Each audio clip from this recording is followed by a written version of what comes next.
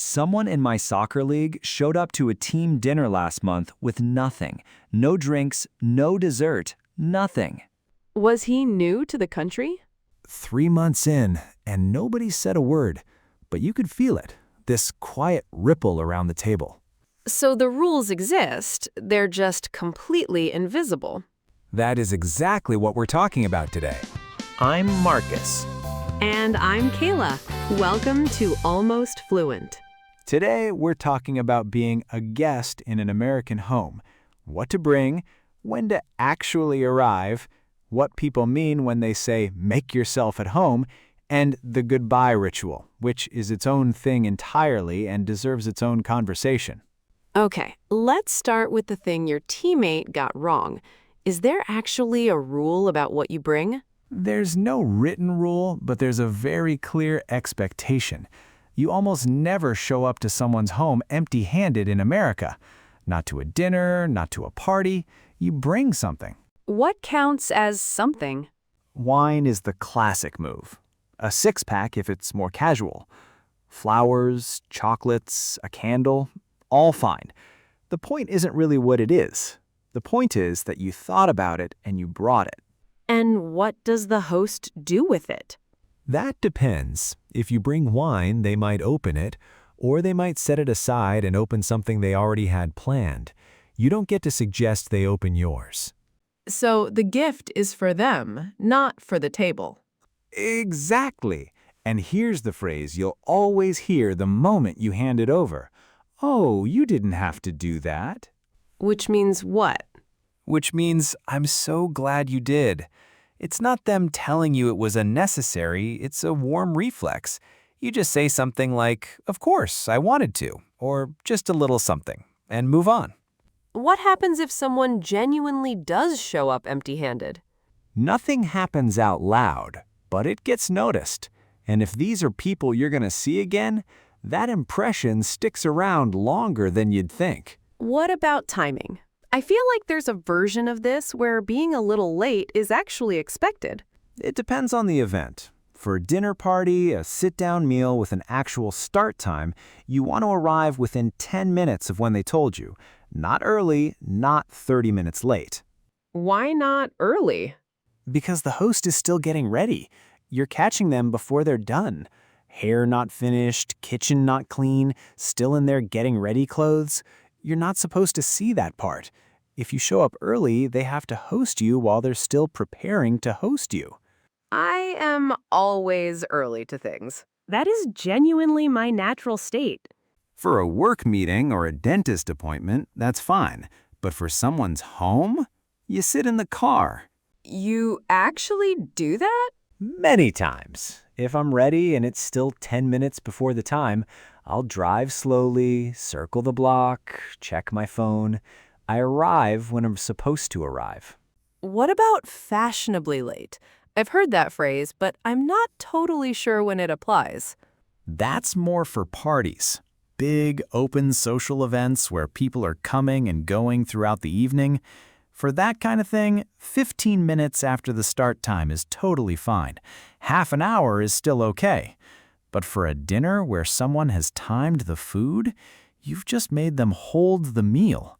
And I assume fashionably late does not apply to Thanksgiving. If you show up to Thanksgiving late, you might not be invited to the next one. Okay, help yourself and make yourself at home. I think these two phrases trip people up more than almost anything else. They seem clear, though. They're saying, help yourself. They seem clear, but people either take them too literally or not literally enough. Help yourself means take from what's been set out. If there are drinks on the counter, you don't need to wait to be handed one. If there's a snack bowl on the table, go ahead. What it doesn't mean is open the fridge and have a look around. Has someone actually done that? I've seen it. A guest opened the fridge, stood there for a moment, closed it. The host didn't say a word, but the energy in the room shifted. What's the right move if you want water and nothing's been set out? You ask, "Can I grab a glass of water?" is completely fine. Hosts almost always appreciate it. Where are your glasses is also fine if they've already told you to help yourself. But you ask first. You don't navigate on your own. What about make yourself at home? That one means relax. Take your shoes off if that's comfortable. Sit wherever feels natural. Put your bag down. It's permission to stop being stiff. It's not an invitation to wander into rooms with closed doors or go through things. What do closed doors mean? That room is not part of your visit. Don't open it, don't ask about it, don't look curious about it. Just treat it like a wall. So it's a very specific boundary, hidden inside a very generous-sounding phrase. Most American hospitality is like that. Very warm on the surface, very precise underneath. You mentioned the goodbye ritual at the start. What actually happens? So in America, you don't just stand up, say, okay, I'm heading out, and walk to the door. That would feel abrupt, like you couldn't wait to leave. There's a wind-down process. How long is this process? Anywhere from 10 minutes to 45, depending on the people and how good the night was. 45 minutes is a long goodbye. It goes like this. Someone, usually a guest, signals they're thinking about leaving. They say something like, I should probably get going, or it's getting late. That's not them leaving. That's the opening of the goodbye. The opening. Oh no, do you have to? Yeah, early morning. Then there's a whole recap. This was so much fun, we have to do this again. And everyone stands up and slowly migrates toward the door. And then you leave? Not yet. There's the doorway stage. You're standing at the open door, possibly with cold air coming in, and everyone is still talking. That can go another 10 minutes easily. Why doesn't anyone just go? Because leaving quickly feels like rejecting the evening.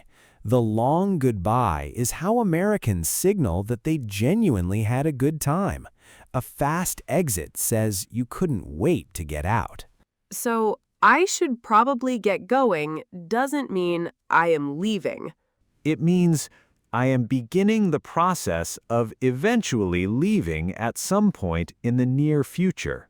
And we should do this again soon. Is that a real plan? It's a real sentiment. Whether it becomes a real plan depends on who said it and how the night went. If someone pulls out their phone right there and says, "When are you free next month?" That's a plan. If it's said at the door while someone's putting their coat on, it means, I genuinely enjoyed this evening and I wish you well. Warm, but not specific. Warm but not specific is basically the entire American social contract in 4 words.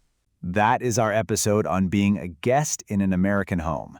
Whether you've got an invitation coming up or you're just trying to understand how this all works, hopefully it makes the whole thing feel a little less like a test you haven't studied for. The good news is the rules are consistent, even if nobody writes them down.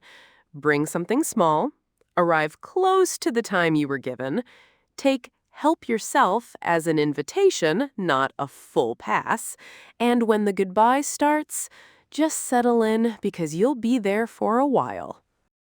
And the best way to keep building your English is exactly what you're doing right now. Real conversation, real language, just by listening. Keep tuning in, and it will come. She's not wrong. We'll see you in the next episode. See you next time on Almost Fluent.